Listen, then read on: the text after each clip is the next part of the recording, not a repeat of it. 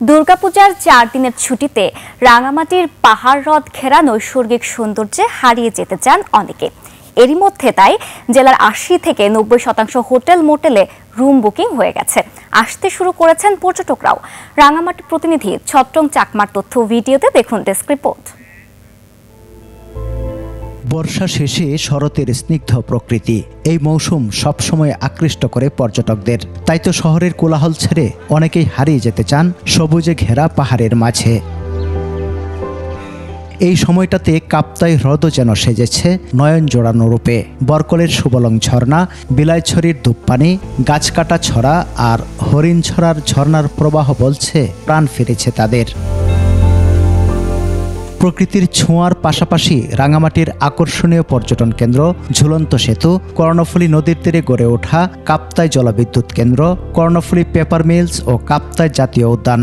এছাড়াও ঘুরে বেড়ানো যাবে রাজবন বিহার, জেলা প্রশাসনের বাংলো, বীরশ্রেষ্ঠ মুন্সী আব্দুর রউফের সমাধি, পুলিশের পলোয়েল পার্ক, আসামবস্তি কাপ্তাই সড়কে। এছাড়াও পুরো জেলা জুড়েই দেখা মিলবে পাহাড়িদের শান্ত সবুজ গ্রাম ও তাদের জীবনযাত্রা। পূজার বন্ধুতে আমরা আশাবাদী পর্যটক আসবে এবং আমরা বিনোদন দেওয়ার জন্য প্রস্তুত। আমাদের প্রস্তুতি মোটামুটি ভালো। আমরা আমাদের যে রুমের প্রাইস আছে সে প্রাইসের উপর 40% ডিসকাউন্ট দিয়ে আমাদের প্রাইস রেখেছি। এই মুহূর্তে 90% রুম মোটামুটি বুকিং। আশা করি এই আজকের মধ্যে সব রুমগুলো বুকিং হয়ে যাবে। মেঘের রাজ্যে পাহাড় ঘেরা সাজেক পর্যটন কেন্দ্রে পূজা উপলক্ষে চাহিদা বেড়েছে কয়েক গুণ। খুশি পর্যটন সংশ্লিষ্ট ব্যবসায়ীরা। পূজাতে প্রায় 90% অকুপেন্সি রুম বুকিং হয়ে গেছে।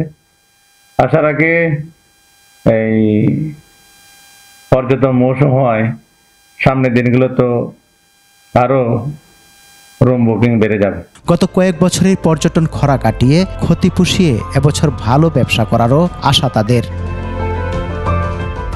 সমর ইসলাম, ২১ টেলিভিশন।